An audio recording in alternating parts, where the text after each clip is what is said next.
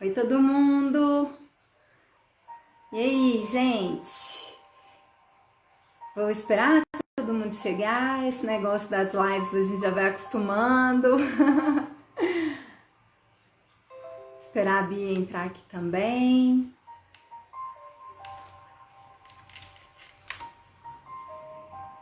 Oi, Laodiceia, tudo jóia? Que bom! Esperar a Bia e a turminha chegando. Deve ter uma turma aí pra gente poder conversar sobre isso. Vou tirar minha musiquinha aqui de fundo.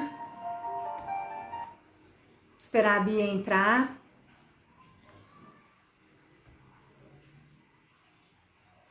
Laodiceia, você já leu esse livro? Você conhece?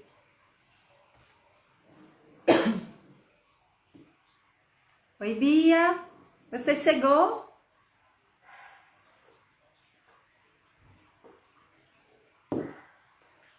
Deixa eu autorizar sua entrada. Não, olha, esse livro anda na minha cabeceira, viu? Tem um bom tempo. Ei, Oi, Bia! olá, tudo Tudo bem? bem? Tudo, e Tudo! aí? E aí? Tudo bem? Não te Como é? encontrei já tem Tudo 2 bem? dias. Um dia! Tudo bem. Sua net também, mais ou menos. Ou será a minha? Ela roda aqui. Pausou? Ela tinha pausado.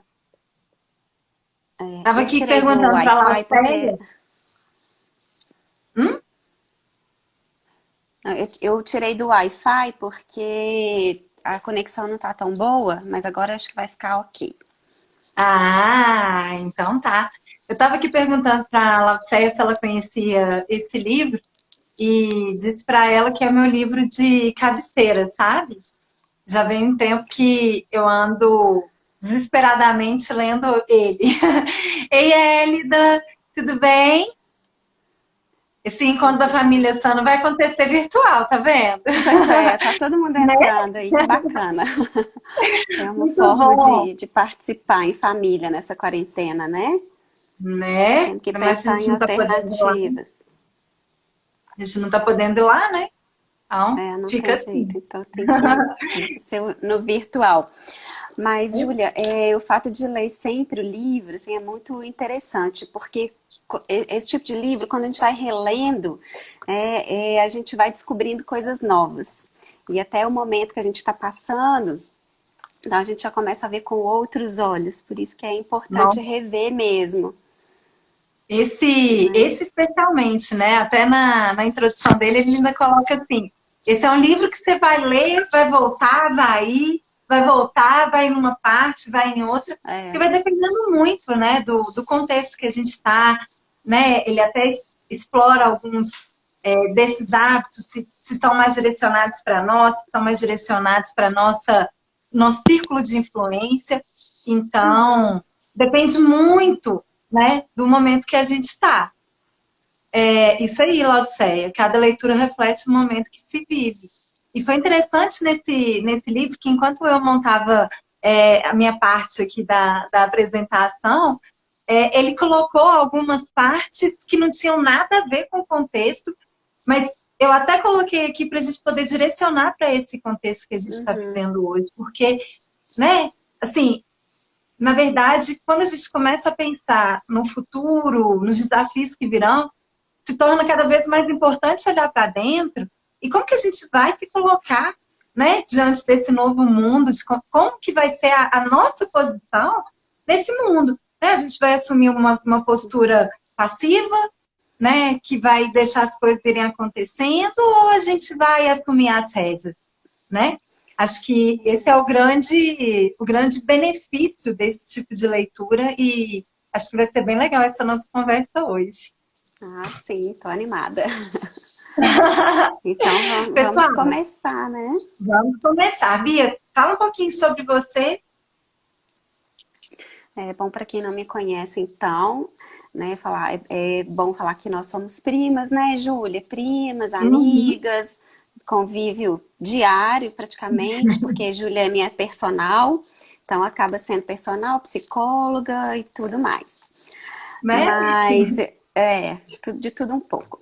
E, então, eu sou formada em comunicação social, trabalho há 15 anos já com pesquisa de mídia e de comportamento do consumidor, e já há um bom tempo venho estudando muito sobre inteligência emocional e principalmente sobre educação de filhos. Né? Eu tenho 2 meninos, Pedro e Miguel, e, e eles são os meus professores, né?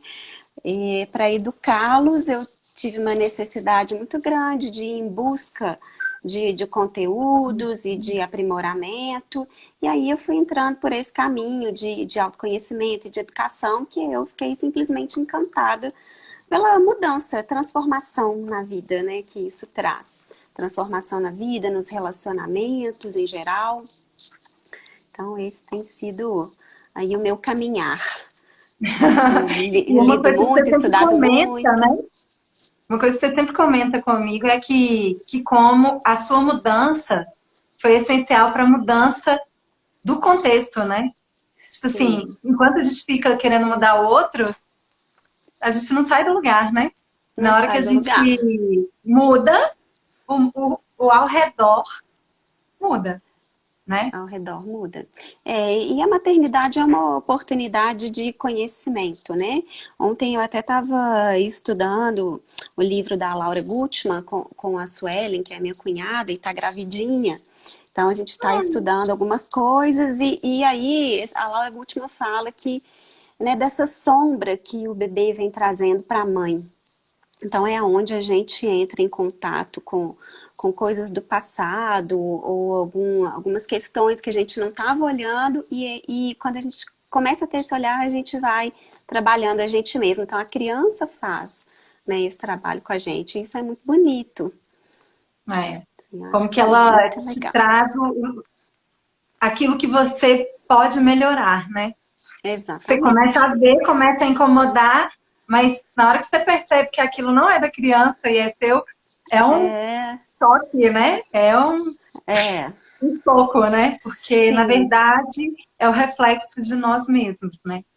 é um reflexo de nós mesmos. Então a gente tem que correr atrás aí desse conhecimento mesmo, né, e desse crescimento pessoal, né, que é muito bacana. E esse livro, né, dos 7 hábitos, ele colabora bastante, porque ele vai dando um passo a passo, ele vai dando ferramentas, né, para a gente Né? trabalhar algumas E propõe questões. exercícios, né? Isso é muito Isso. legal. Tipo, a forma que ele fala também é muito contagiante, assim. É... Gente, sério, quando eu li esse primeiro capítulo, eu falei assim, gente, o mundo precisa saber disso. A gente precisa espalhar essa notícia, porque, na verdade, é algo que liberta, que te traz um poder gigantesco. Eu espero que, ao final dessa jornada, vocês tenham essa mesma percepção e esse mesmo entusiasmo. Eu me senti muito livre. Embora eu tenha esse hábito como algo, acho que mais natural da minha personalidade, e eu nem posso dizer personalidade, porque a personalidade está muito vinculada ao ego, mas é uma coisa que para mim parece mais natural. Mas eu começo a observar que, assim, não é algo fácil, assim, pronto, né? Demanda um exercício que possivelmente eu estou fazendo ao longo da minha vida, diante de todas as circunstâncias que a vida foi colocando, né? E isso é muito libertador, né? Assim, a gente Sim. perceber isso. Então, pessoal, para quem não me conhece, acho muito pouco provável, né? Mas eu sou a Júlia, sou profissional de educação física, trabalho com isso desde 2002 e eu acabei levando muito mais a minha carreira para o lado de treinamentos personalizados e acabei percebendo que a gente exerce uma função extra, que é quase realmente como a Bia falou, de psicóloga também. E eu senti uma necessidade de realmente poder contribuir, já que era uma coisa que chegava, né, era uma demanda que chegava dos meus alunos, eu achei que eu precisava me desenvolver para conseguir ter ferramentas mais concretas de contribuir. E aí eu fui fazer um curso de coaching. Outro dia eu e a Bia, a gente foi fazer o curso de Theta Healing, que trabalha com crenças limitantes. Tenho muito interesse sobre esse tipo de assunto. Gosto muito de inteligência emocional. E tenho direcionado todo o meu estudo para isso. Estou fazendo um curso de inteligência emocional, outro de felicidade e bem-estar na Universidade de Yale. Está inclusive disponível, tá? Para quem quiser. Pode me mandar mensagem que eu passo o link. E vou lendo e desenvolvendo. Eu acho que a gente, né, se melhora e melhora as nossas relações com o mundo e transforma a nossa vida e a vida de todos muito, muito, muito para melhor. A Bia passou um livro para a gente num projeto muito lindo que ela tem. Como chama, Bia? O projeto? O projeto é Circuito Despertar, onde a gente circula um livro, né, para quem tiver interesse. Esse mesmo livro vai passando. E a gente sempre também faz lives, coloca posts com informações do livro. Muito conteúdo. Esse que a gente trabalhou os 4 compromissos, né? Compromisso. Que até tem muito a ver, os 4 compromissos tem muito a ver também com esse tema. Muito, né? Principalmente total. O primeiro, seja impecável com a sua palavra. A gente vai falar um pouquinho disso aqui ao longo do tempo. E esse livro, fica a dica, viu, gente? É um livro fenomenal. São os 4 compromissos. Quem puder ler, é um livro incrível para reflexão mesmo. Rapidaço, eu li ele, tipo assim, em 5 dias. E olha que eu sou tipo das que vão lendo várias coisas ao mesmo tempo. E ele eu sentei, li tudo, uma linguagem gostosa, parece conto para criança, sabe? Uma linguagem fácil, mas que ao mesmo tempo te envolve. Eu leio ele com os meus filhos, para vocês terem ideia. Eu pego algumas partes e já vou lendo com as crianças. Claro que eu interpreto, né, algumas coisas, mas eu leio com eles. Eu acho já importante gente, eles começarem a entender. Tem que ser. Tem que ser. Gerir emoções, né? A gente tem que aprender, né? E isso, olha só. A gente vai falar sobre isso, nós já somos adultas, quase 40 anos, e de repente a gente está falando sobre ainda desenvolvimento, né? Então, assim, de vez em quando a gente até vê, até no Big Brother, gente, não me julguem, eu tô vendo essa temporada.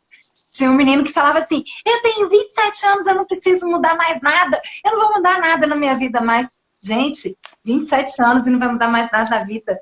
A partir do momento que você parar de mudar, a partir do momento que você parar de se melhorar, pode morrer, isso é constante, pode acabar. Né? Não, já deu, a vida já foi suficiente para você. Porque, sério, a gente vai morrer mudando e melhorando e é isso que vai chegar, né? Bom, exatamente. O Magela vai ajustar minha câmera aqui. Ele está me acompanhando no backstage, sabe? Você tem um... Ótimo. Eu tô achando... tava cortando. Tá cortando a minha cabeça aí, gente? Não. Aqui pra mim não tá, não. Pra mim tá ok. Tá ok, né? Então tá. Pessoal, já nos apresentamos. Por que estamos podendo falar sobre isso? Acho que, né, já deu para entender que nós estamos estudando o assunto. Não são 2 pessoas aleatórias falando sobre qualquer coisa. A gente tem estudado bastante. E por que a gente vai começar pelo começo, né? Dependendo se vocês gostarem, a gente aprofunda mais um pouquinho e parte para os próximos. Mas esse primeiro hábito, quando eu li, eu realmente quis sair contando para todo mundo. Eu acho que ele por si só, ele já consegue realmente trazer um empoderamento gigantesco e uma liberdade muito grande. O primeiro hábito, gente, então, é ser proativo. E o que ele chama de ser proativo? Não é simplesmente tomar a iniciativa, né? É ser responsável pela criação das coisas que você tem. Ele começa o livro colocando uma questão que chama o espelho social. O que seria esse espelho social?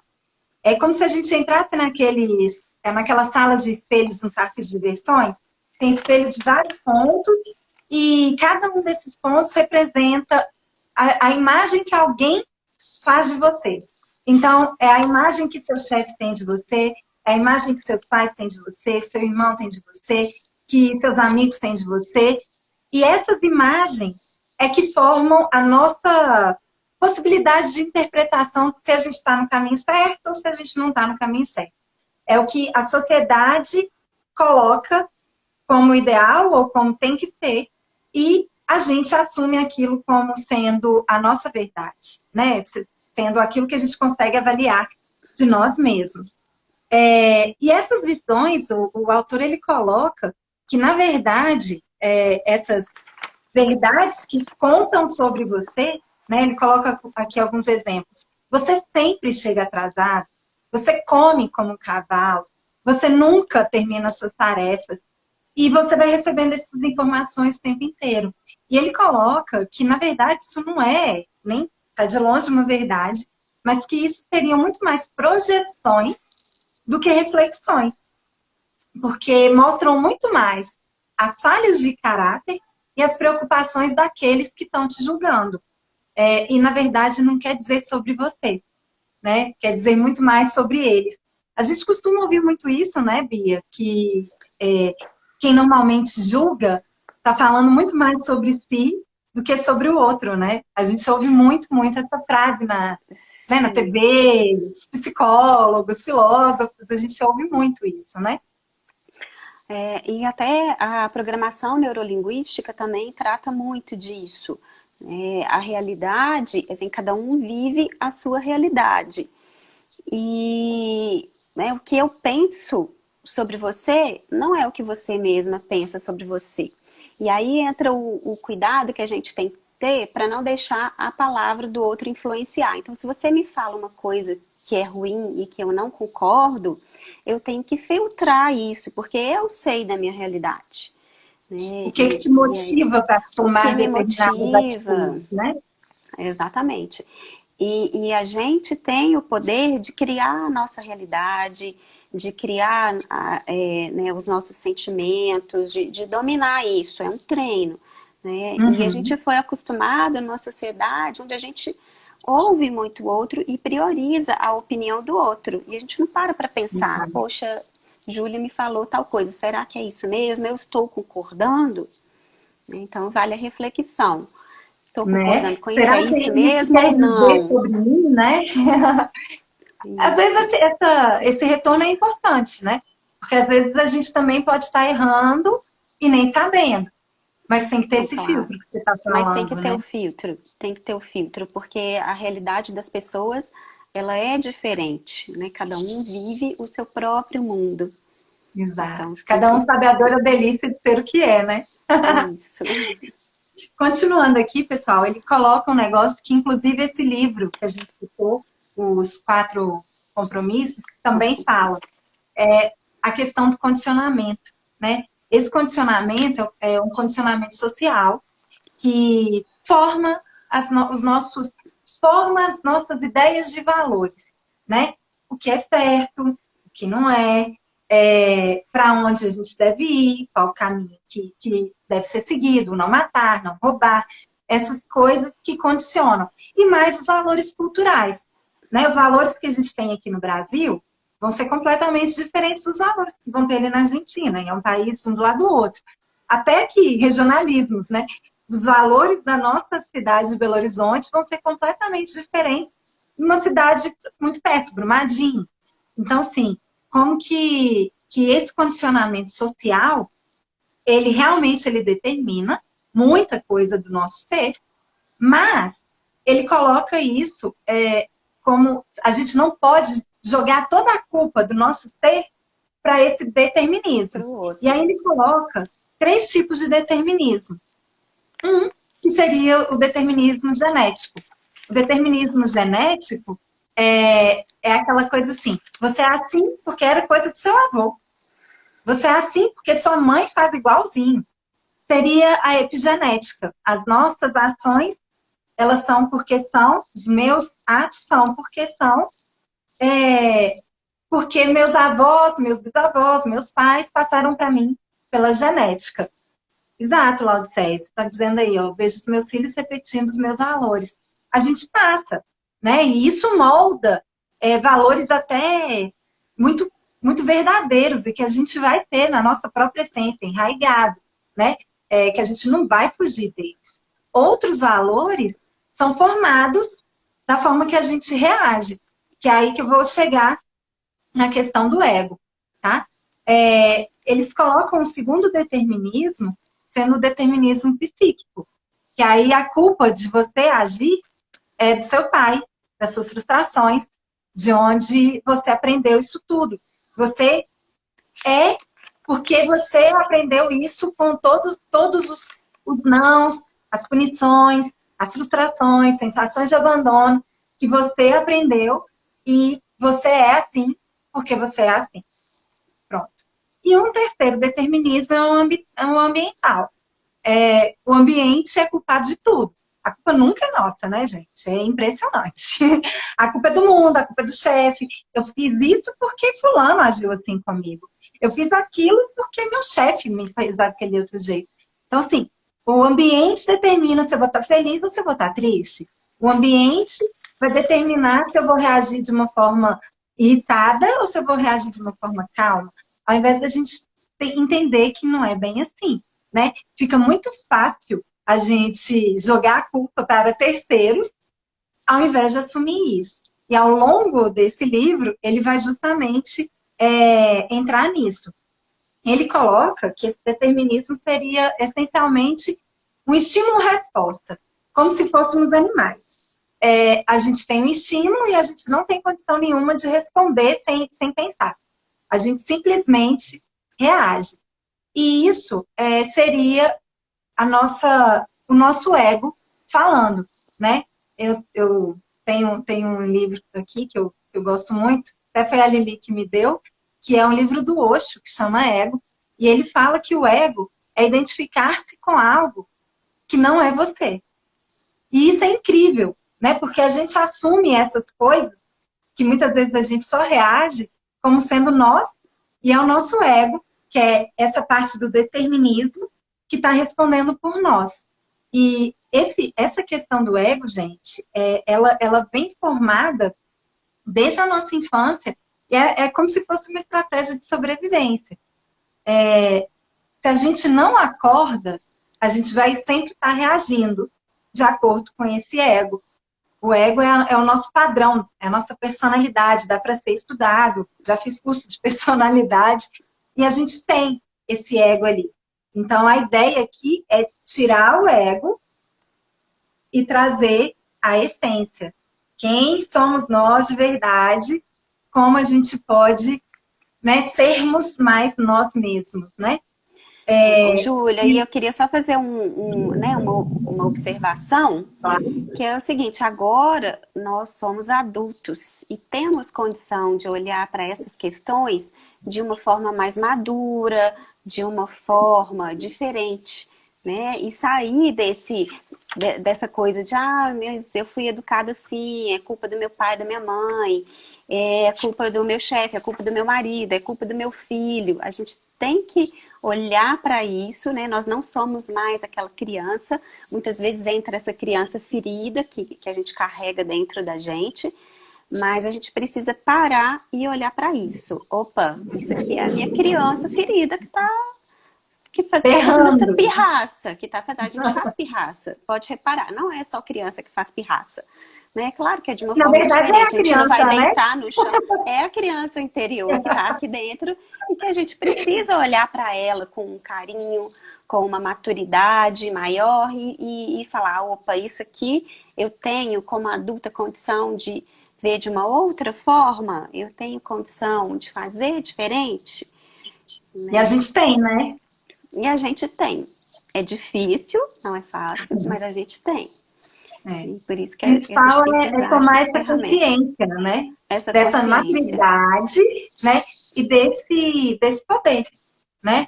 Que a gente não precisa deixar essa criança dominar as nossas respostas ao mundo, né? A gente pode, literalmente, deixar o adulto, né? Quem somos nós, com tudo isso que a gente aprendeu, tomar essas decisões na nossa vida, né? Ele coloca aqui que é isso o nosso grande diferencial dos animais, a liberdade de escolha. Ele vai chegar exatamente nesse ponto, que a gente vai receber um estímulo e nós vamos dar a resposta. Mas, diferentemente dos animais, a gente tem um negócio que nos torna humanos e um nível acima, que é a liberdade de escolha. E isso é muito lindo, né? Isso a gente não tem só que reagir, né? A gente não tem que ser estímulo-resposta. Ah, ele fez isso, eu faço aquilo. A gente tem a possibilidade de escolher essa resposta, né? Ele coloca aqui, ó, o que seria, como que seria formada essa liberdade de escolha e por que nós seríamos diferentes. Que seria a questão da autoconsciência, que a gente consegue pensar sobre o pensar. E a gente tem consciência de nós mesmos, a gente pode refletir sobre nós. A questão do imaginar, né? A gente tem a capacidade de imaginação, que a gente consegue criar coisas para além da realidade. Então, a gente consegue fazer confabulações, prever resultados e esperar outras coisas. A consciência, que vem muito dessa nossa formação, que até a Laodiceia falou aí, né, que vê os filhos repetindo os valores, e essa consciência é passada pela sociedade, especialmente pelos pais, né, que a gente conseguir diferenciar o que é o certo do que é o errado, né, quais são esses valores que realmente norteiam a nossa existência, e a vontade independente, que é a capacidade de agir conforme a gente acha correto ou não, sem ser influenciado por essas coisas. Isso é a liberdade de escolha, né? E ele coloca isso como sendo o nosso maior poder. Isso é muito lindo, né? Quando eu vi isso, assim, falei, gente, tudo são escolhas, né? Até quando você fica quieto, é uma escolha. É uma escolha. E como que a gente não para pensar que a gente está escolhendo o tempo inteiro, né? O tempo inteiro. O fazer é uma escolha, o não fazer também. Ir num caminho é uma escolha, e por outro é outra escolha. Então, assim, se fulano fala comigo de um jeito, opa, eu tenho várias formas de responder a essa intervenção, né? Você estava comentando aí sobre esse seu caminho aí com os meninos, eu que acompanhei de pertinho, como que foi importante você perceber, né? Como a forma que você se posicionava modificava as respostas que você tinha deles, né? Você estava fazendo algumas escolhas e mudou. Vou fazer diferente. Vamos ver o que vai acontecer. E a grande aprendizagem do processo, né? Isso mesmo. Ele continua aqui, gente, definindo a proatividade.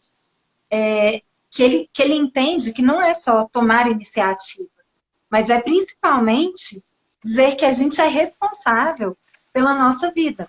O nosso comportamento resulta dessas decisões que foram tomadas, e não das condições externas. Isso é ser proativo e entender que é proativo. E ele diz que isso é uma característica essencialmente humana, que todos nós podemos desenvolver. Nascemos para sermos proativos. Uns estão com o musculinho da proatividade aí meio estagnado, meio parado. Outras pessoas já têm isso aí, ó, super hipertrofiado, bombando e assumindo essas responsabilidades e o controle, né? Ele falou uma frase que me chamou muita atenção e que só na medida que eu fui lendo o capítulo que eu fui entender.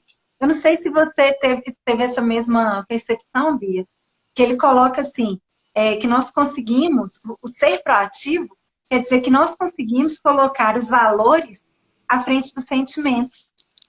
Eu fiquei pensando nesse negócio, mas eu fiquei, assim, viajando. E só com a leitura que eu fui conseguir entender. Que ele fala que esses sentimentos é essa resposta da criança ferida. Que é aquele sentimento que muitas vezes a pessoa age, vai lá naquela sua crença limitante, dói, dói, dói, e você responde àquela dor. E não ao valor.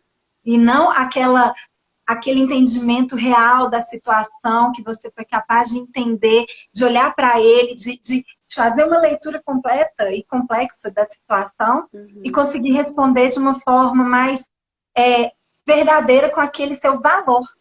E não com aquela dor que muitas vezes é provocada por uma outra fala, uma outra situação, que te coloca, às vezes, né, sentindo, deixando essa criança doída aparecer, né? E esse período agora que a gente está vivendo, de quarentena, né, ele é um momento ideal para a gente refletir sobre essas coisas, porque assim, é muito fácil colocar a culpa no vírus, é muito fácil colocar a culpa no prefeito que mandou todo mundo ficar em casa, no governador, é muito fácil falar que a empresa está te obrigando a fazer o trabalho e tudo mais. Então a gente vive, né? Se a gente não parar para pensar, a gente fica numa bola de neve, assim, a gente não sai do piloto automático. Eu percebi isso muito claramente comigo.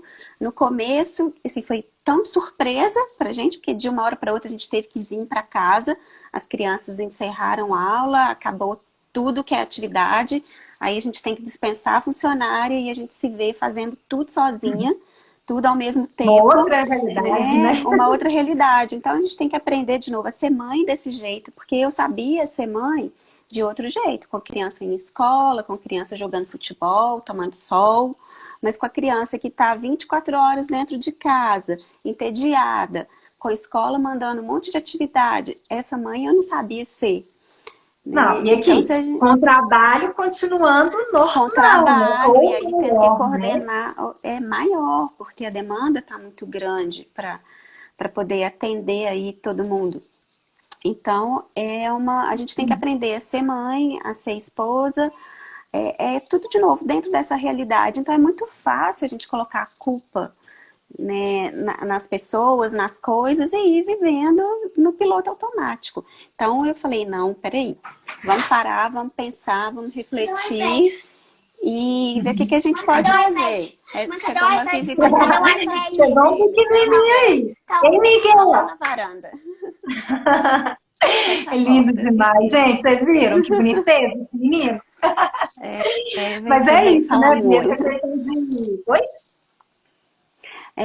É isso. Então, a quarentena, ela tá nos permitindo, ela vai nos permitir refletir muito sobre isso. Qual que é a minha oportunidade? O que eu posso mudar? O que eu posso aceitar? O que eu posso fazer diferente? O que depende de mim? Né?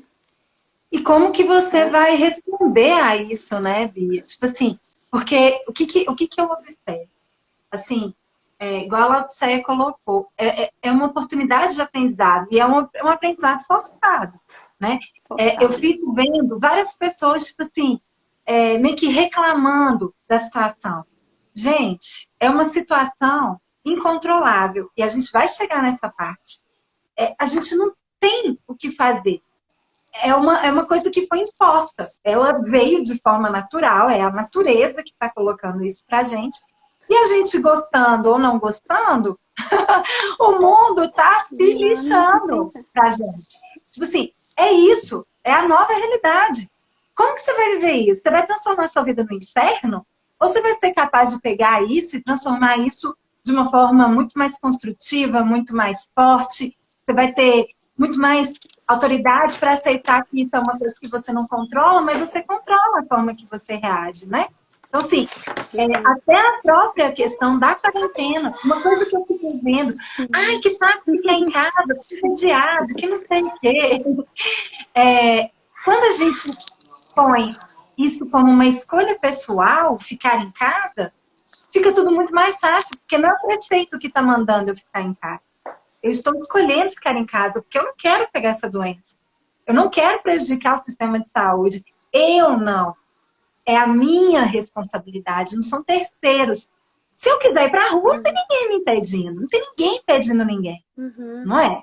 Mas é a nossa postura. É o mundo que determina ou sou eu diante do mundo que toma uma posição mais firme, né?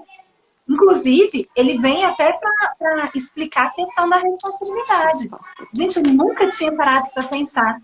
que responsabilidade, ele separa assim, responde, habilidade, que seria a habilidade para escolher a nossa própria resposta.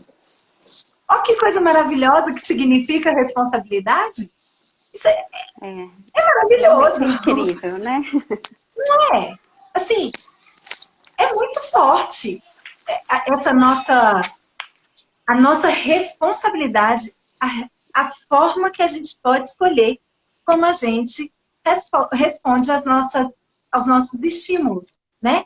Ele coloca aqui, ó, que o nosso comportamento é produto da nossa escolha consciente.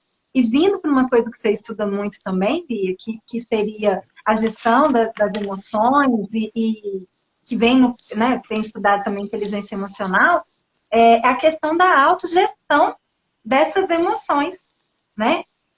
Além da gente ter consciência de nós mesmos, a gente precisa gerir essas emoções, né? E a inteligência emocional, ela fala muito sobre isso e entra no que você vem estudando muito também, da comunicação não E violenta, né? gerir emoção não é algo simples, né? Não é alguma coisa que você fala assim, agora, a partir de hoje, eu vou gerir as minhas emoções. Não, não é.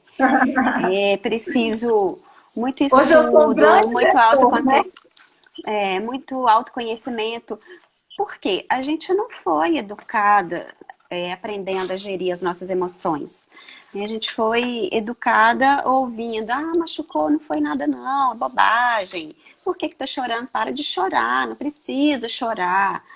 Então a nossa sociedade, ela ensinou isso pra gente. E a gente veio crescendo, engolindo choro, deixando de falar, até por vergonha de falar alguma coisa que a gente estivesse sentido, porque não seria bem aceito, né? Então, é um aprendizado. É o que hoje a gente tem que fazer de diferente com as nossas crianças. Ensinar que chorar não tem problema, que tem momento de chorar, assim, que se ela está sentindo vontade, ela pode chorar.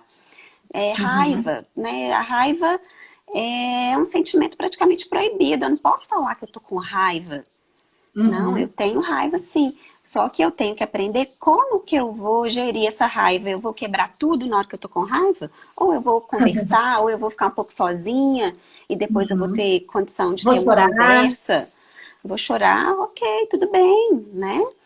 Então, essa gestão, ela não é algo simples. A gente tem que aprender e treinar, né? Nós não fomos treinados, pelo contrário. A gente foi E sempre conhecer, né, treinado Bia? a conhecer os sentimentos, por que eu tô sentindo. E muitas vezes esses sentimentos, eles vêm, assim, em forma de dor física mesmo. Uma dor nas costas, uma dor no pescoço, a dor de barriga, garganta, ouvido. Sinto Então, demais. vamos olhar para as nossas dores, né? A gente precisa entender o que o nosso corpo está dizendo. O tal do E psicossomático, né? o psicossomático, né? Eu tenho uma frase da Elisama Santos, que é uma educadora que eu até gosto muito. Ela fala que, assim, a emoção é igual a um boleto vencido, que você pode enfiar ele lá dentro da gaveta e fingir que não está acontecendo nada. Mas quando você pegar ele para pagar, os juros, vão ter, né, se multiplicado. E a emoção é a mesma coisa. Eu sinto raiva, mas eu não vou fazer nada com essa raiva. Uma hora a conta vai chegar. Ei, Josi, amiga, um beijo para você. Tá aqui mandando um beijo para mim, outro. Mas então, a gente tem que tomar muito cuidado. A gente é acostumado a fazer isso, a colocar tudo na gaveta e deixar para lá e fingir que não está acontecendo. E quando a gente vê aquela explosão, aí a gente explode onde não pode explodir, ou a gente briga com o marido, que não tem nada a ver com isso, briga com o filho. Então é bem complexo isso.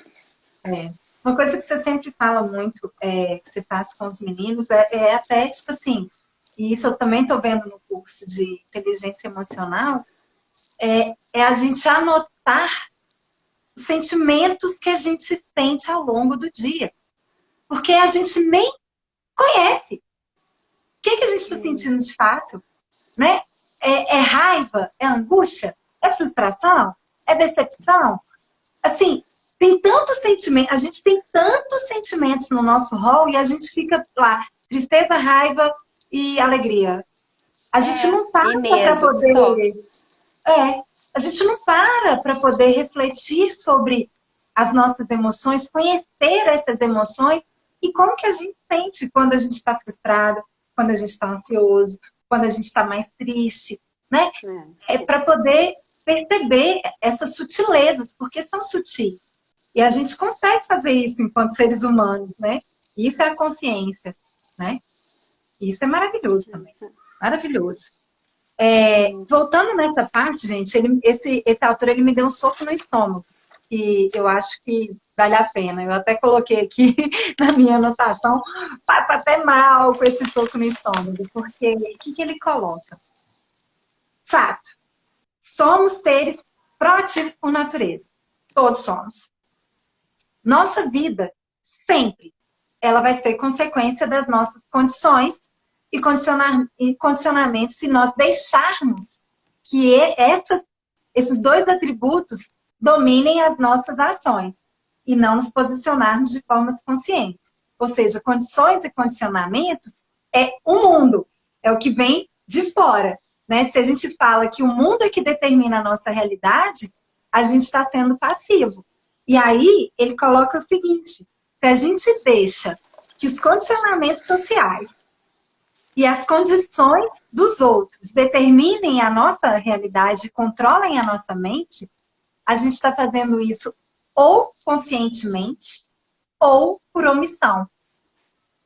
Pô, fala sério, gente. É nossa responsabilidade. Ou é consciente que você fala assim, o mundo está definindo. Beleza. Ou é por omissão. Você, tipo, tá nem aí, deixa a vida seguir. Oi, Li! Tudo bem? Tô falando que vai ter reunião de família Sana por aqui hoje. Tio Magno tá aí, Hélida tá aí, Maria Lívia, tá todo mundo. Bom demais, gente. Que bom vê-la. Mas aí o que ele conclui? Se a gente opta por não assumirmos o controle, nós vamos ser pessoas meramente reativas. E reativo, gente, é aquele animalzinho que recebe um estímulo e dá uma resposta, sem ter aquela parte linda e maravilhosa que ele diz que é o nosso poder, que é a liberdade de escolha. Então, ele começa a dividir em dois grupos, os proativos e os reativos. E isso é muito legal. Ele coloca, se a gente toma essa opção de ser reativa, a gente começa a pôr a culpa no mundo, né? A gente age de uma forma porque fulano fez eu fazer desse jeito. E se o mundo tá mais, tipo, hoje está chovendo, então eu fico triste. E ele coloca que toda a vida dessa pessoa reativa, ela vai permitir que a fraqueza dos outros controle as suas próprias vidas. Porque ela dá ao outro todo o poder de definir como eu vou agir. Então, assim, o poder que é meu, de escolher como eu vou agir, como eu vou me comportar, como eu vou me posicionar. Se eu não faço isso e eu deixo o mundo intervir nessa minha reação, eu dou ao mundo o dever, que a fraqueza dessas pessoas, todos aqueles julgamentos que eles fazem de nós, né, em determinados pontos, seja uma forma que eu vou reagir. E isso é muito, assim, quando eu fiquei sabendo, eu fiquei muito assustada, porque é um poder que é nosso, é muito mas poderoso. Que a gente entrega. É muito poderoso. Só que a gente muitas vezes entrega de mão beijada, tipo assim, é o outro que vai me fazer feliz. Gente, cara, não!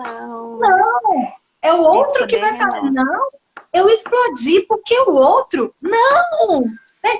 Ai, meu filho tirou a minha paciência, não! Não! Não é do outro. Esse poder não é do outro. E como que tomar consciência disso, cara, eu achei libertador, porque assim, te dá um poder de construção da realidade que eu achei assim, Sério, eu achei muito libertador, eu achei sensacional. É libertador e a gente pode começar por coisas menores, né? Até ir tomando essa consciência do todo, da gente conseguir distinguir o tanto que eu estou permitindo o outro tomar conta da minha vida, mas às vezes com uma linguagem do dia a dia. Ele fala aqui também da linguagem reativa e a linguagem proativa, né? Por exemplo, uma linguagem reativa. Não há nada que eu possa fazer. Já a linguagem proativa, né, já é vamos procurar alternativas.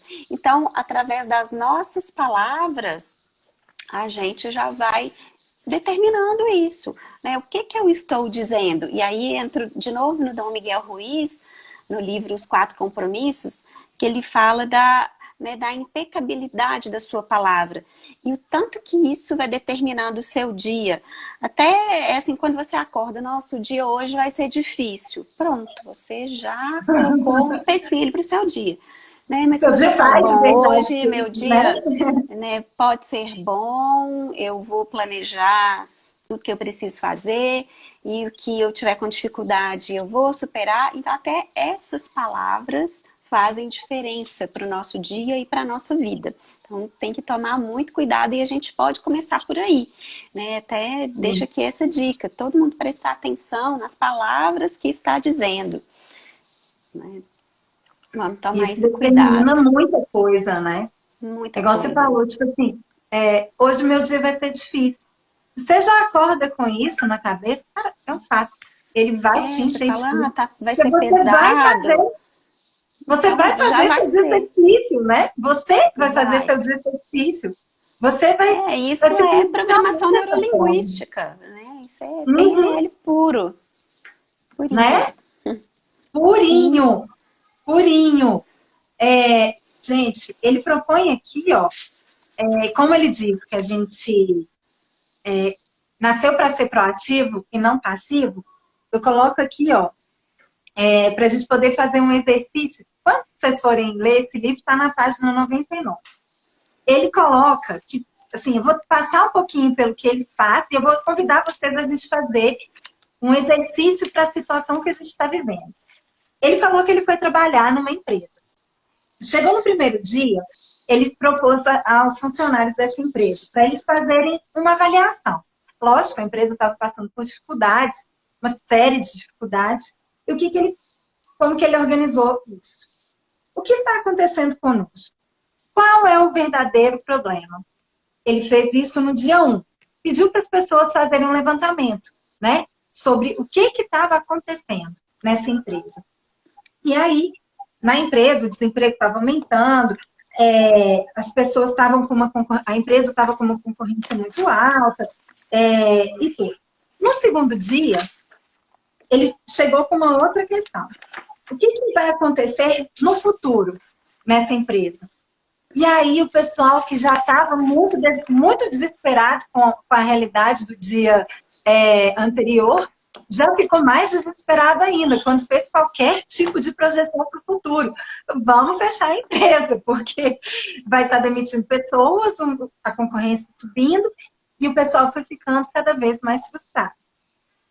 E chegou na terceira fase, e ele perguntou, bom, a gente já tem o cenário atual, a gente já tem a projeção do futuro, a gente já pode saber o que vai acontecer. Como a empresa vai se posicionar nesse momento? Como que a empresa vai agir com essa projeção de futuro? E aí ele coloca aqui, e aí eu vou convidar vocês para pensarem no nosso momento, né, de Covid, de mudança do mundo. Ele coloca, eu achei que fez tanto sentido para a gente, que eu vou ler para vocês. A análise que ele faz da primeira parte é assim: o que está acontecendo agora conosco é ruim. E as tendências detectadas indicam que as coisas ainda podem piorar mais antes de começarem a melhorar. Quando eu li isso aqui, eu falei, ele estava prevendo o futuro, porque, assim, a frase diz muito sobre esse momento, né? As coisas estão muito difíceis e elas vão piorar muito até melhorarem. Então, eu queria que vocês fizessem aí um exercício para a segunda parte, quais são as projeções que vocês fazem para o futuro, né? Pensando aí, o que vem com tudo isso, né? Uma reflexão sincera, né? Eu pensei aqui rapidinho que vai acontecer muita morte, a gente vai ter uma depressão econômica muito grande, uma geração de desemprego, assim, gigante. Possivelmente a gente vai ter aumento de violência, até por fome, né? Assim, pessoas assaltando o supermercado, pode ser que aconteça, né? Não é à toa que nos Estados Unidos teve uma corrida armamentista, né? Logo que tudo isso começou. Então, assim, nós vamos seguir, mas é uma reflexão que eu convido vocês a fazerem, mas principalmente depois de analisarem sobre o que vai acontecer no futuro, eu gostaria muito que vocês pensassem como vocês vão responder a esse futuro, né? Assim, porque é aí que a gente pode intervir. É nesse futuro que nós, se nós não morrermos, nós estaremos lá e é onde a gente pode intervir. Diante de todos esses fatos que a gente já tem condições de fazer uma análise, como que a gente vai se posicionar nesse futuro? E eu acho que isso é um trabalho muito forte para nós pensarmos como que nós vamos nos posicionar. O que nós podemos fazer hoje para esse futuro que vai chegar, né? Então, ele pessoa lá e falou assim, não vem com esse papinho. Ixi, a Bia caiu. Bom, mas não vem com esse papinho de que é tudo um ponto positivo e tudo. Deixa eu só adicionar aqui de volta. Mas você está vendo o lado positivo, não vem com esse lado positivo aí, não. Gente, e na verdade, a questão, a questão não é pensar o positivo, a questão é ser realista, né? É pegar o cenário, estudar esse cenário e intervir naquilo que você pode, de uma forma proativa. Não vitimista, não pessimista, uma forma muito pelo contrário forte, né? E a Bia comentou sobre essa linguagem, né? Que é uma forma da gente ir percebendo como somos, né? Na verdade. Quais são as frases que a gente mais usa, né, Bia? Se a gente é mais proativo ou se a gente é mais reativo nas nossas vidas. Isso é muito importante prestar atenção nesse ponto, muito. É um exercício diário que a gente tem que fazer. Prestar atenção nas nossas palavras e frases. E como que isso diz tanto sobre a gente, né? Às vezes a gente acha que não, né? Que assim, que a gente está apenas sendo mais uma pessoa que está antenada, ela consegue perceber exatamente quem é você pelas coisas que você fala, como você se posiciona no mundo, né? Isso é muito legal. Uma coisa que ele coloca aqui, gente, que também vem a ser um exercício para a gente poder desenvolver essa proatividade, começar a entender como que nós somos na vida, ele chama de círculo de preocupação versus o círculo de influência. Nós vamos fazer isso aqui. Oxe, Bia, volta! O que seria o círculo de preocupação e o círculo de influência? O círculo de preocupação é com o que você está gastando energia e tempo na sua vida se ocupando, pensando, refletindo, culpando. Filho, tem que levar para não sei onde, tem que fazer não sei o quê, relacionamento com o chefe, todas as suas preocupações. É um exercício que também vocês podem fazer, vai ser muito legal, para vocês conhecerem como é que vocês estão lidando com as suas respostas. Se vocês são mais reativos ou mais proativos. Já o círculo da influência é onde você consegue intervir. Eu queria propor para vocês que vocês anotem aí todas as suas preocupações. Tudo que preocupa você, tudo que tira sono, o que deixa você acordados à noite. Anota aí. Com o que vocês se preocupam? Pode anotar. E num outro ponto, vocês vão anotar aquilo que vocês podem alterar, tá? Gente, é possível que daqui a pouco a live caia, tá? Aí a gente volta de novo para continuar. Tá quase terminando, mas ainda tem muita coisa legal. Mas o que acontece? Vocês vão fazer esses dois levantamentos. Todas as preocupações e o que vocês podem intervir. E aí vocês vão construir um círculo bem grande com todas as suas preocupações. E dentro deles, vocês vão colocar a bolinha das influências. Se vocês estão despendendo mais tempo nas influências, essa bolinha vai ser quase do tamanho do seu círculo de preocupações. Deixa eu mostrar para vocês como é que é o círculo da pessoa proativa. Então, aqui está o círculo das influências e aqui fora das preocupações. Está vendo que a pessoa proativa, ela foca na solução? Já a pessoa reativa é esse aqui, ó. O círculo das preocupações dela é muito grande. E, na verdade, sobre isso aqui, ela não tem controle. Ela só tem controle sobre essa partezinha menor. E ela gasta, ainda assim, muito tempo e muita energia com aquilo que ela não tem controle, né? Tipo, hoje a gente tem uma situação incontrolável. E aí? A gente está focado na situação incontrolável ou a gente está focado nas soluções, né? Ele define os problemas como sendo de três formas. Um, de controle direto, que é quando você controla, é em você. Dois, de controle indireto, que é quando o problema está nas outras pessoas, e aí você pode usar outros dados que ele fala aqui, que é o seu poder de influência, é o tipo, não melhorar, mas é ajudar a pessoa a ser mais empática, sabe? Como que você consegue melhorar essa relação, né? E ajudar o outro também a se desenvolver. E o controle inexistente. O controle inexistente é aquele que, assim, Covid. Você não tem controle nenhum. Zero. Então, um controle é seu, você, o outro é a mudança da pessoa e o outro é a ausência completa de controle. E aí ele fala que para a gente poder aumentar o nosso ciclo de influência, uma das formas é a gente aumentar mais o ser do que o ter.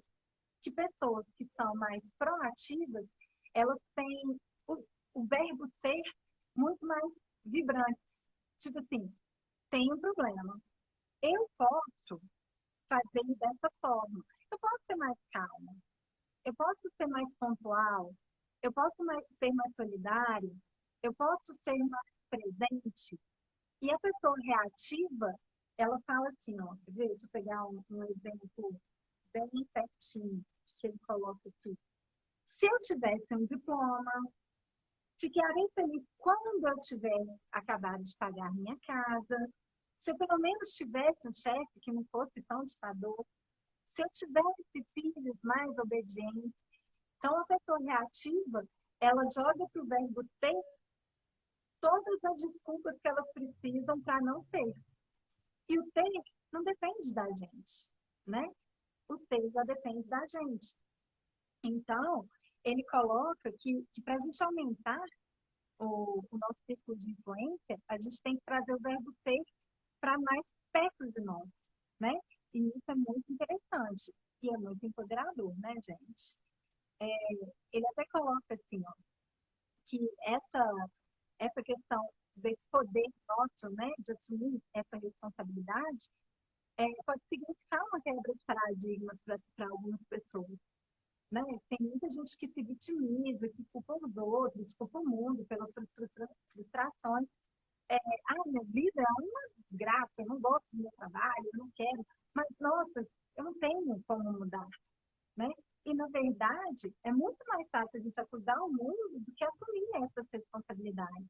Porque, embora traga um poder gigante para nós, traz também muita responsabilidade. Né? Pessoal, olha lá, o Insta está me avisando que a gente vai terminar em 22 segundos. Vocês estão gostando?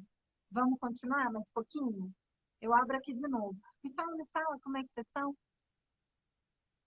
Estão curtindo? Quem tá aí comigo? Ai, caramba, que tem beleza. Bom, a gente